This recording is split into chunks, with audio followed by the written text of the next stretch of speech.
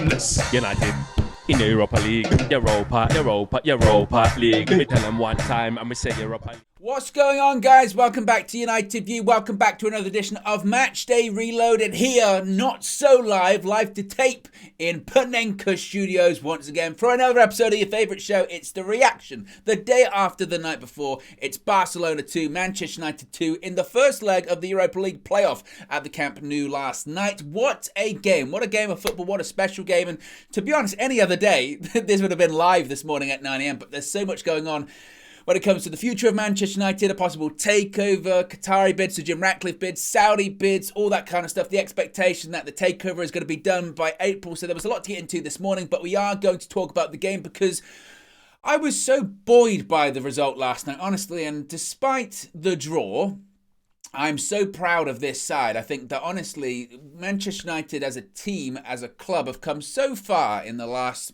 12 months, or the last 7 months, to be honest, under Erik ten Hag.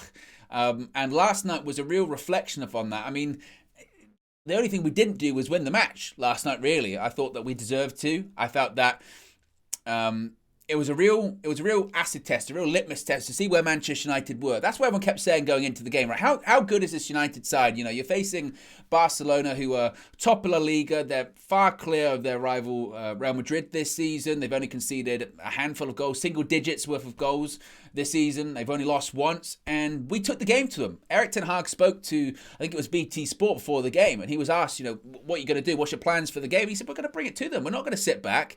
Yeah, we can play on the counter-attack. We've got that capability to play on the counter-attack, and we did at points in the game, but we took it to them. We really did, and the game took such an interesting turn, didn't it? Because in the first half, we could have and should have been at least, 2-0 up?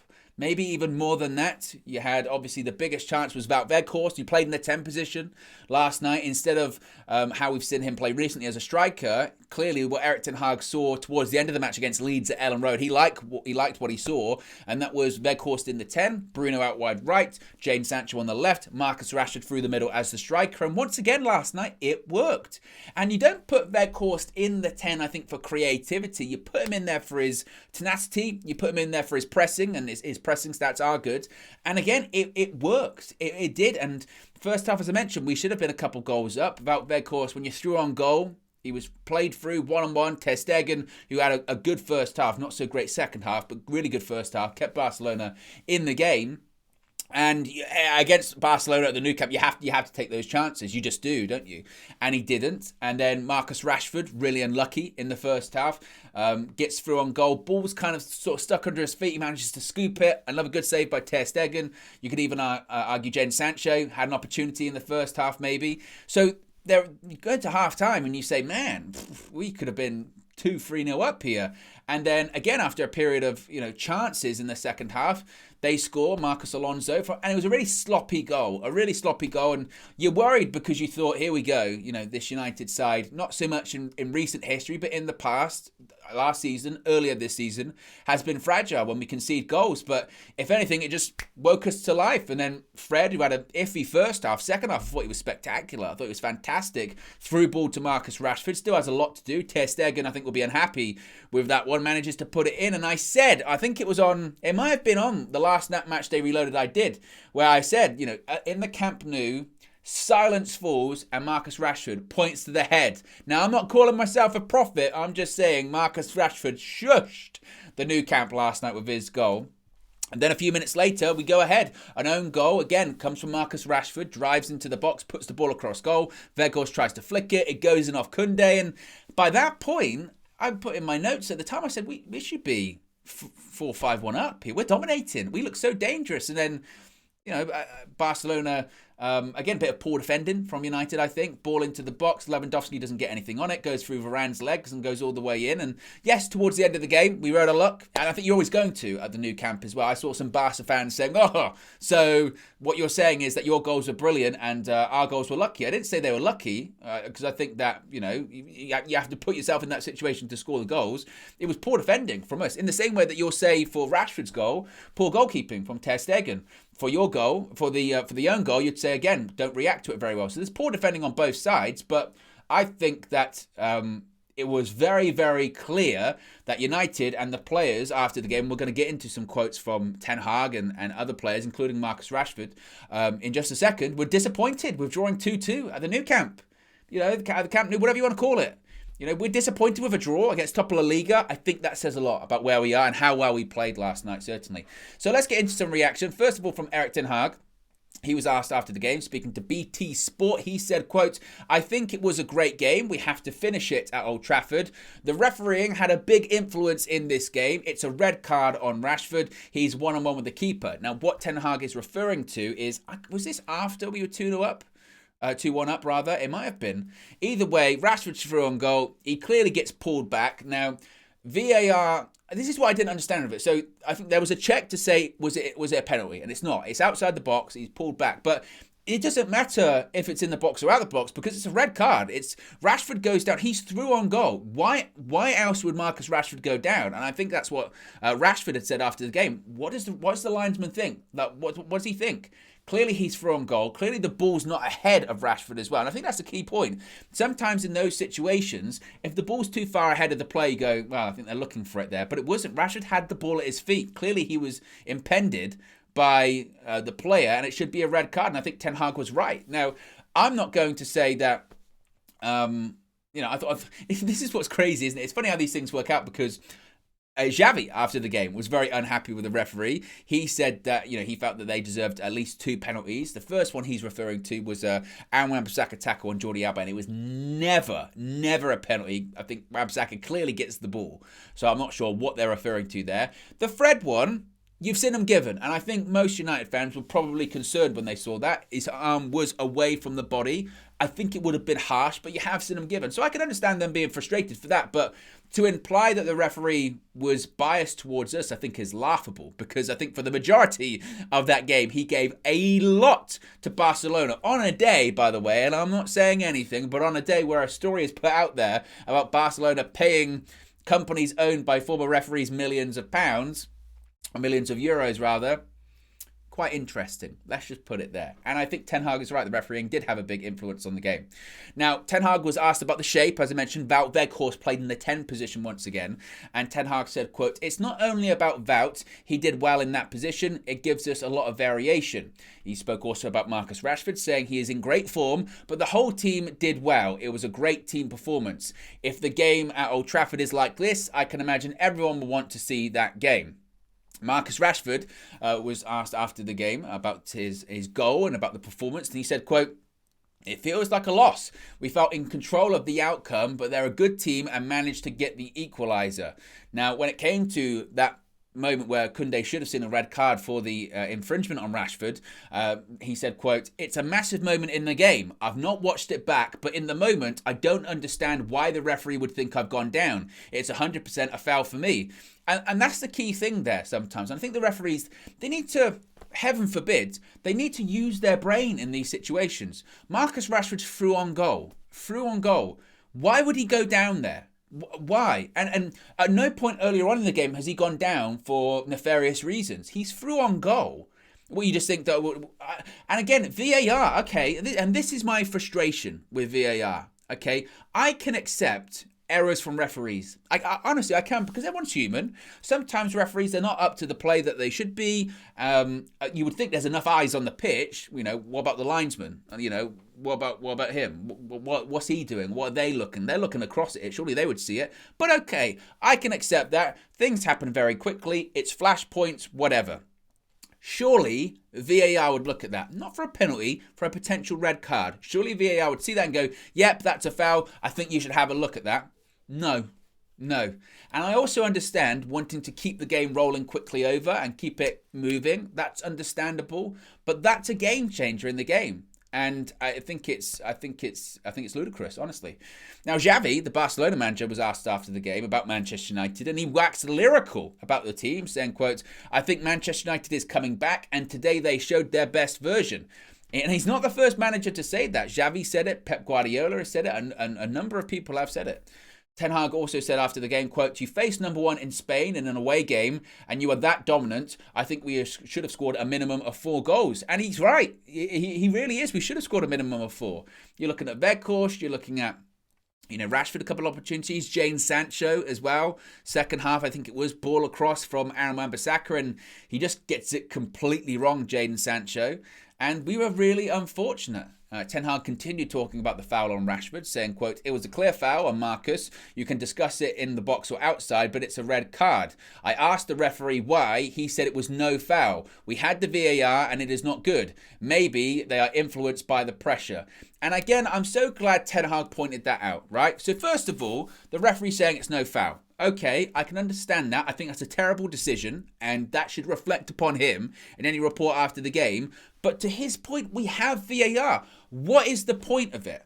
And to the point where it interferes on stuff when it shouldn't, and stuff that it should interfere in, it should stop the game for, it doesn't. I don't understand what the threshold is anymore. The communication is about as transparent as a brick wall. You can't see through it unless you're Superman with X-ray vision or whatever it may be.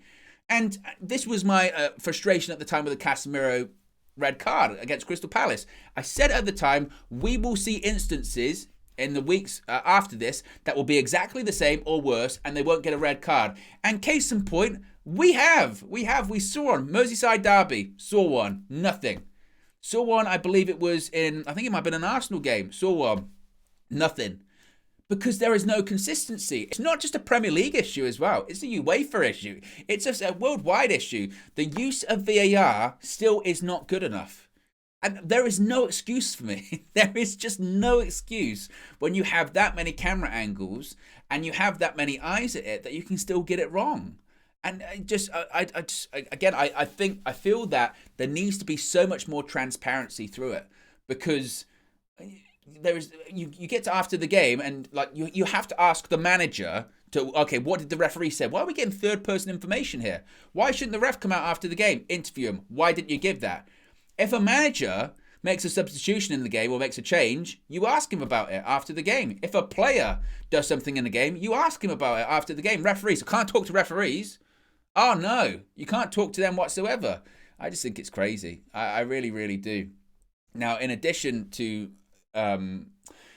next week, just looking forward a little bit ahead to next week, and we are going to get some reaction shortly from the guys from UV. You've got Pedri missing. He came off injured in the game, looking like he's going to miss a month. Xavi also picked up a yellow card. He's suspended.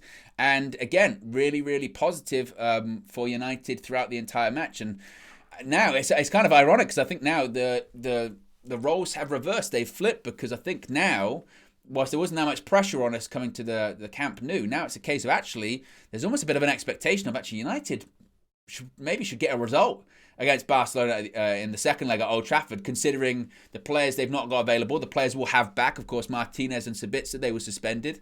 Who knows what the situation is going to be for someone like Anthony next week as well.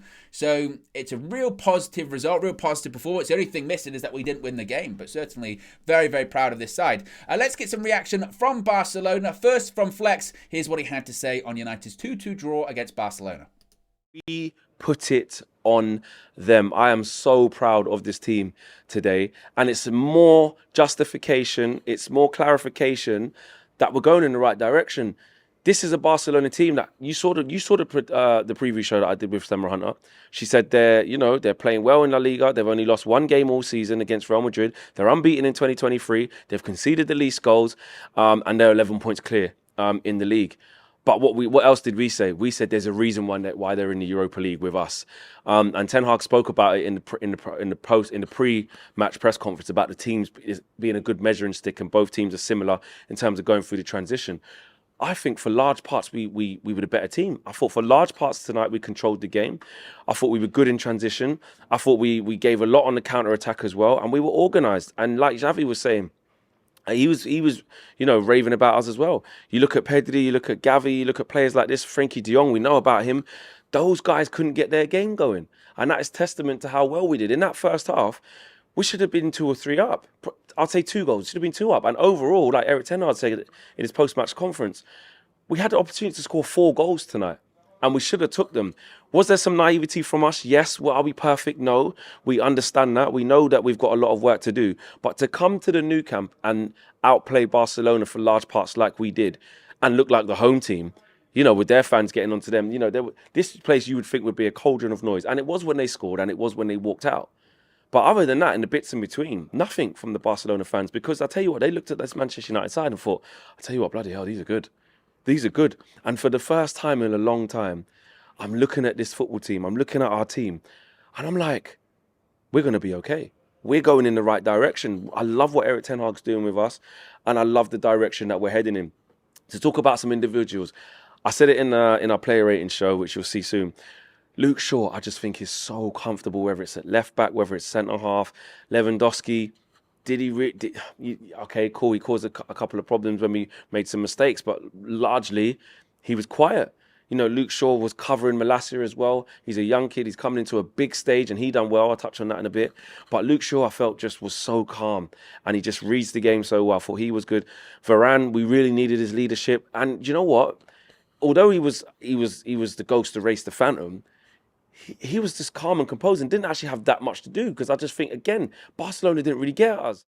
Big up, Flex, as always. I tell you what, first of all, it's a heck of a backdrop, isn't it, when you see the Camp Nou there in its entirety.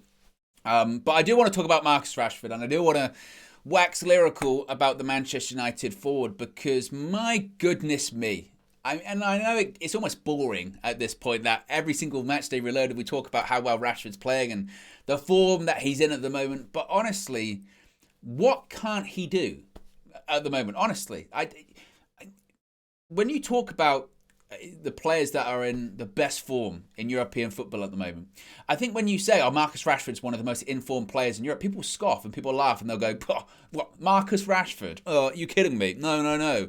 It's Osimhen, it's whoever. And of course Victor Osimhen's in absolutely scintillating form. I hope we sign him in the summer. Of course Erling Haaland's in good form. But since the World Cup, I'd hold anyone's post-World Cup form up to Marcus Rashford. Because it's only been, one game that he hasn't either got a goal or assist in. The guy is in absolutely scintillating form. And this isn't against ham and eggers, okay? This isn't against bad teams. Now, because that was the thing before as well, wasn't it? Of Rashford, when he came back from the World Cup and he was scoring goals against Burnley and Forest and Charlton and Wolves, you had the people go, yeah, well, it's Wolves. It's Forest, it's Bournemouth, let's see what happens when he plays the big teams. Well, we've seen what happens now. What now? He scored against Arsenal. He got the winner against Manchester City. He scored against Barcelona at the Camp Nou. He scored at the Emirates. Every single side he is facing at the moment, he is causing problems for. There was a period of 15 minutes in that second half last night where Barca just could not get anywhere near him. And talk about a contrast, because every single time the ball was at the feet of this guy last season, I speak for myself, I can't speak for everyone, I did certainly, had zero faith that this guy was going to do anything with it. He's not going to score. I don't feel any threat. The defenders feel comfortable. I don't know what he's going to do. I don't think he knows what he's going to do, but they're comfortable and he's not going to do anything. He didn't look like he wanted to be there. The body language is all off. He's arguing with fans outside Old Trafford. Some of the fans inside the stadium are getting on his back because he wasn't doing anything. Last night, every single time, and he's been doing this a lot recently, every single time he picks up the ball, he's going to score. He looks so dangerous, and those defenders, they could not handle him last night. He was just turning them inside out. And again, for a particular period of time in that second half, it was insane. It was insane. And he's unfortunate, rather, not to get maybe at least another one, maybe even more last night. He was brilliant. He absolutely was terrifying them. And part of me gets excited because I go, oh, this is only 7 months under Erik ten Hag. What can this guy do with a Rashford over a sustained period of time? Maybe we've only just scratched the surface here. And if he can continue this, And that's the difference. Obviously, that's the difference. It's one thing to do it over a period of time like he's doing now. That's form. Class is when you bring it over for the remainder of this season, into next season, into the season after that. And we'll have to wait and see. But I have a strong feeling that he'll continue to prove people wrong. He'll continue to show people that doubted him that, again, they were wrong. And as I've said, one bad season does not make a bad player, certainly. And he was absolutely terrific last night. I thought he was absolutely fantastic. Wout Weghorst, another one. Played in the number 10 last night, once again. And I thought he did really well. And it's such a contentious point, isn't it, Wout Weghorst at the moment? Because there's a lot of this discourse of he's not good enough, he's not a Manchester United player. And I would agree to that to an extent. to an extent. But what I would say is, for a guy that's a emergency loan, 3 million quid or whatever it is, 5 million euros, something like that. This guy is playing as a number 10 against the top of the table of La Liga, and he's doing a good job. And he's contributing to the team. And he's giving them something to think about. And he's proving to be a useful option for Ten Hag, an option that we didn't think we were going to get in January. And I think he deserves credit for that. And come the end of the season, will he stay, won't he stay? I'd be happy to keep him as a squad player in future iterations. If we have, say for instance, not in the Europa League, hopefully it's in the Champions League, but if we play Barcelona in a Champions League knockout tie next season, I would hope Wout Weghorst isn't playing as a 10, because I would hope by that point we'd have filled out the squad better, and Bruno would be as a 10, but we'd have other options in all of these positions and we'd be a far stronger side, obviously. But for the job that he's doing, I don't think we can ask much more from him. Honestly, I don't. I think he's playing to his level, honestly, and I think he's doing a decent job of it. I do. And I said it during the morning view this morning, that you have to take a step back and look at that performance from United last night and the result from United last night, and consider that wasn't even our strongest side. Far from it. We had 5 first-team players missing. Martial missing. Anthony missing. Christian Eriksen missing. Martinez suspended. Sabitzer suspended. In addition to other players that were also missing. But 5 key players that easily could have started for United last night weren't available for a variety of reasons. And we still, at points of that game, dominated Barcelona, in my opinion. And Erik Ten Hag's gone to the new camp and got a result without Weghorst as a number 10. I think that speaks volumes about him and what he's capable of. So again, I'm just so proud, and just in general, what a fantastic game of football as well. It was absolutely a joy to watch. I'm sure for the neutral, for your United fan, it was a bit frustrating that we didn't get the win, but it really was fantastic. Let's get some more reaction from Barcelona, this time from KG. Here's what he had to say on United's draw with Barca. Man United need to cut the mistakes and get more clinical. That's all I'm looking for in terms of today's a good performance. If you say 2-2, bring them back to Old Trafford, no Pedri. You would have taken a draw. Bro, no Pedri, no Xavi. Bro, and I listen, I sat in a press conference, yeah. Lucky I had the thingies on. Yeah. I listened to Xavi. I met Xavi, bro. Bro, I was gassed. What was he saying? Bro, he's gassing us. While I was gassed about him, he was gassed about Man United. Yeah. He said the team's one of the best teams in Europe. He said that what he's seeing right now is he went 2 teams giving it their all, but you can tell, he's talking about the level of where Man United are going to. He says he already believes that with the manager that we have, we're there. He says we're there. He says we're a really good manager, and he was saying we can't be disappointed with the result we have today. Yes, it's bittersweet, but we went against a team really aggressive. He's talking up the things, and it was refreshing to hear, because when I say it, I sound like a crackhead, innit? Because I'm just too excited about Man United. Yeah, but when Xavi says it, it's like Xavi. No one can at you. He's complete world football. He's complete world football. You can't talk to him, but he can see the progression that's been made. So when we talk about being in a title race, when we talk about all these things, when we talk about coming to the new camp and playing our style of football, our brand. Yes, we soaked our pressure, but you got to talk tactically.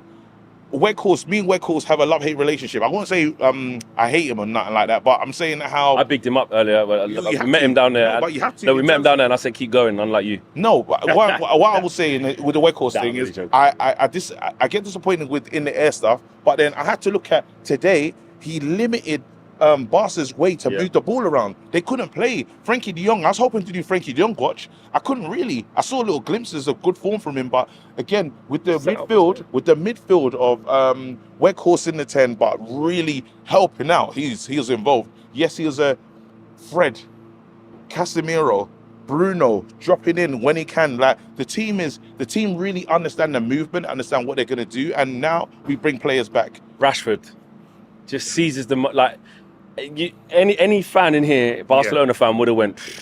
They know what bloody hell. They know in Spanish accent and language, but they would have went bloody hell. Yeah. They know what he is. I was trying to think of if I had the word, but I don't. Yeah, you know it as well. What did he say? Bloody hell. No, there's no one that can help me. That's what I'm saying. It's bloody hell.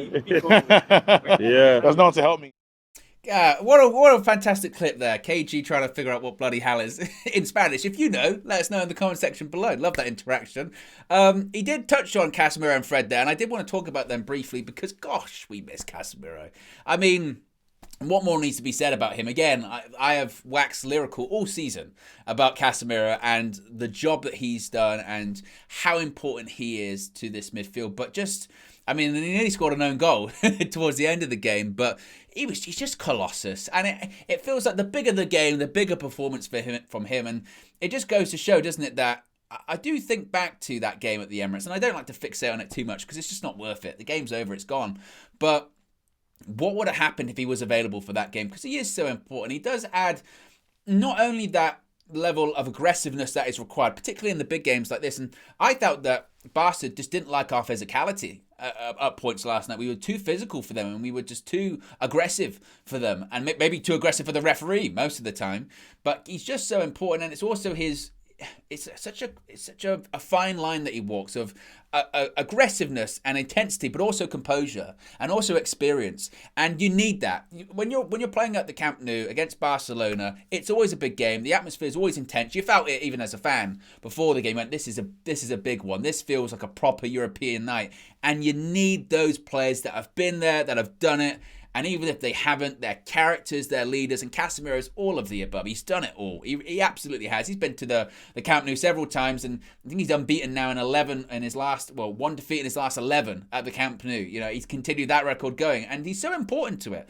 And Fred alongside him started the game, Fred, really, really poorly, I thought he kept giving the ball away, and I went, oh, here we go, inconsistent Fred. We're going to get the bad side of him. We've seen the good side, but now we're going to get the bad side. But as the game progressed, he got better and better. I thought his quality on the ball improved. Of course, it would have been preferable to probably have Sabitzer there. It would have been ideal to have Eriksen there, but we didn't. And I thought Fred did a good job. And to the point for the Rashford goal, it's a fantastic ball from Fred. And I think that just sums him up, isn't it? He's even in the performance, in a 90-minute performance, he can be inconsistent. But I thought he did well, and as a pairing, I thought they did well. I think come next Thursday, I think Sabitzer will probably start.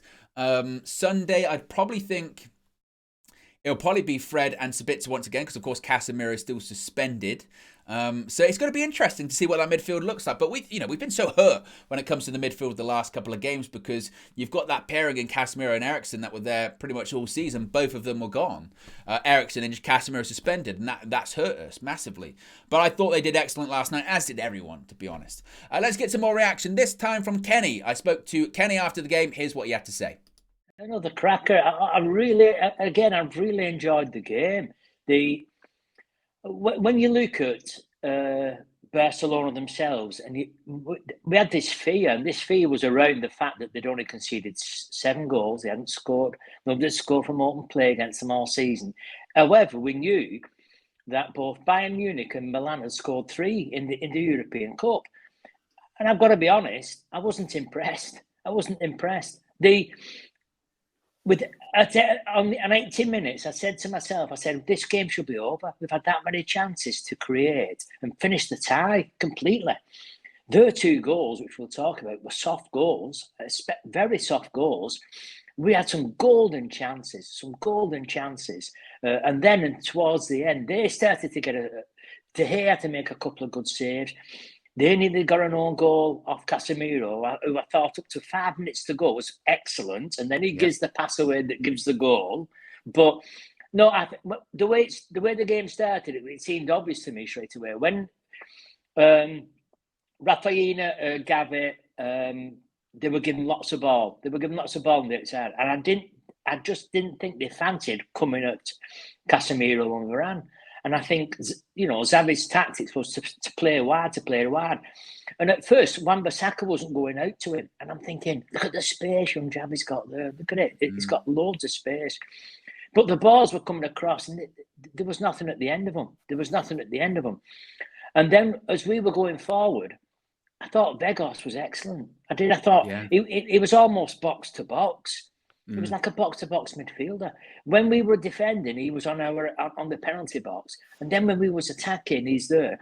Frankie de Jong, he pressed him out the game. if he pressed Frankie de Jong out the game, so his pressing and his energy was.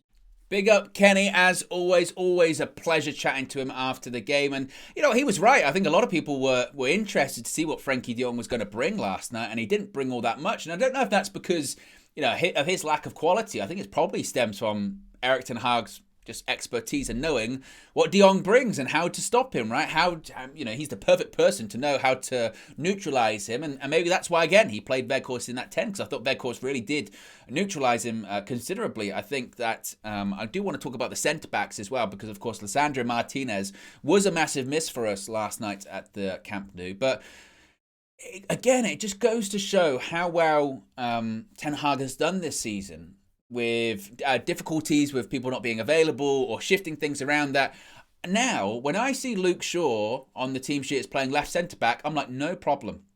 No problem. I had utmost faith and confidence that he'd be able to handle the occasion. He'd be able to handle Robert Lewandowski. And he and Varane did that last night, because we've already seen it. The biggest test for that centre-back partnership to me wasn't really this game, because we'd already seen it in the Manchester derby. Granted, that's at home, and it's a bit different, and it's in the Premier League. But as soon as I saw the performance that he did there, and he marked Erling Haaland out of the derby, and Erling Haaland, much more bigger physical player than Lewandowski. Not to say that Lewandowski isn't physical, but still a much more sort of juggernaut powerhouse of a player in Erling Haaland. Once I've seen him deal with that, I went, I think he'll be fine, and he was. And again, in those kind of games where it's important that you keep the ball, it's important you're not sloppy with it and you give it away. Again, apart from maybe early on in the game, but as the game got on, he and Varane looked so comfortable as a partnership. And that's not to say that, Varane and Martinez ain't the partnership anymore. They are. They're the starting two centre-backs, clearly. But even now, when you do see Martinez having to drop out for whatever reason, Shaw's the perfect backup. Now, the issue then becomes when Varane's not available, because I think there's a want not to play two left-footed centre-backs together, and I understand that. But still, I thought they were both excellent last night. And again, they were unfortunate to concede the goals that they did. But what a credit to Luke Shaw. I mean, he's a master of all positions now. Left back as well. Because when he goes out to left back, like at the weekend, he can put balls in the box that Marcus Rashford scores. I mean, he's become such an important player. And talk about turnarounds as well. We talk about Marcus Rashford and other players, but Luke Shaw, just what an important player he's become this season for us in multiple positions. And again, that's a credit, I think, to Erik ten Hag, certainly. Let's get some reaction this time from UVHQ, from Marcel. Here's what Marcel had to say about the 2-2 draw in Barcelona. And what a game, guys. Absolutely thrilling football match. And the Manchester United players have been brilliant this game. Ten Hag set us up in a way that I was completely shocked by. Dynamic, forward-thinking, high pressing in the first 10 minutes. And those first 10 minutes, we were all looking at the watch-along today thinking, my gosh, Man United are here. They have arrived. They are playing fantastic football, and we was really asking questions of them. It was only 10 minutes though, and Barcelona came into it, and after the first 10-minute spell and 15 minutes came on, and they played quite well. But in that 10-minute spell, in that 10-minute spell, Sancho, getting on the ball, trying to be a bit positive, lost out in his duels a little bit against Araujo, chances created by our side, and just really good shape of the team. And it was so good to see in such an uncomfortable environment like the Camp Nou, thousands and thousands upon thousands of Barcelona fans. We've now got a really, really confident team in our style of play and football. Credit to Ten Hag. The way that he sets up the team, the way that he gives players instructions of how to play, it's almost like he gives us an avenue to win football matches. Fred, though, in that first half in particular, because the second half was a complete different Fred that we saw. And that just goes to how he's been, that's an euphemism, I think, to how he is in general. So 1 minute it's this kind of Fred, the next minute it's Pastor Fred. But the first half, it was really, really poor, losing the ball in transitional phases and not giving off the correct passes at times. Similar to what Casemiro did for their second goal, just losing possession unnecessarily, But the structure of the team is still good. I like the way that we built up from the back. De Gea trusting the likes of Varane to have the football in a free-man defensive line at times, because Malacia would go up and add himself into the midfield line, or obviously Wan-Bissaka would go and add himself into the midfield line as well. But just really nice how they set up from the back, giving it into Shaw into De Gea into the Varane, him turning out, finding plays into wide areas, playing through the thirds. Just really, really good football to see from Man United, and we've come such a long way from previous game. I was saying that, you know, this kind of football match is the kind of test that Manchester United fan, supporter and player wants to be a part of. It's these kind of fixtures against the biggest teams, and their record speaks for that. They've been fantastic in La Liga, but today they had a Premier League test. Shout out Marcel. I thought he did a fantastic job with the interviews afterwards at UVHQ yesterday. So big up yourself, Marcel. I'm sure everyone in the comment section below will big you up as well. Excellent job. And yeah, you know, he's right. I mean, this was the test. This was the test for United. This was the where are they? You know, we've seen them in the Premier League and get some impressive results, but in European football, it's a different kettle of fish. Those big European nights, and we showed up. And you know what I noticed about Ten Hag during the game, particularly before the game, he didn't look sheepish at all. You could tell that this is where he wanted to be. He wants to be in those big European night moments. He wants to be a part of that. And I think it's the most fired up I've probably seen Ten Hag. I mean, we see him animated. And I actually, before I started recording this, I was on Twitter and I saw, I'm not going to say the journalist because I forget their name, but there was something from the Times, I think, earlier on in the season. And they were criticising Ten Hag, saying that he didn't have a personality and he sits down on the bench and he does this, that, and the other. And I just think, like, when you look back to some of the criticism, particularly of Erik ten Hag earlier this season, it's almost bizarre how nuanced it is about, you know, his ability to speak English, or his personality, or his suits, or whatever, his personality. And you go, where is this coming from? Is it because the narrative it's easier to tear down Manchester United than give them credit, and they revel in that. They revel in us not doing very well, or they revel in us not, you know, in us failing, or whatever it may be. But we saw him animated last night, and we saw him upset. He got booked by the referee during the match, I think, you know, because he was upset with some of the decisions, because the decisions were crap.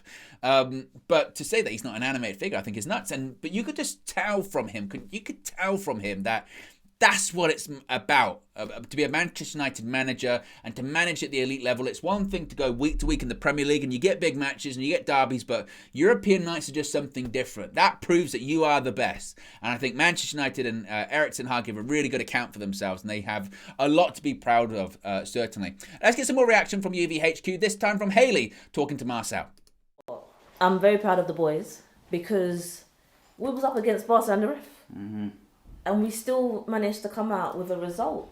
So I'm proud of the boys. You know, speaking on the refs, some very peculiar decisions. The Rashford situation, you know, in the second half, did you think that was a pen? It was a pen. Because if that was anywhere else that wasn't in the box, that is a red card.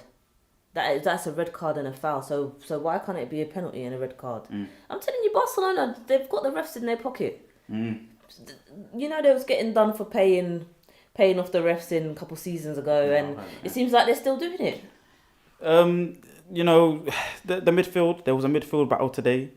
What do you think about our midfield trio today? Do you know what? We've got numbers missing in midfield, so the players that came in today, we did all right.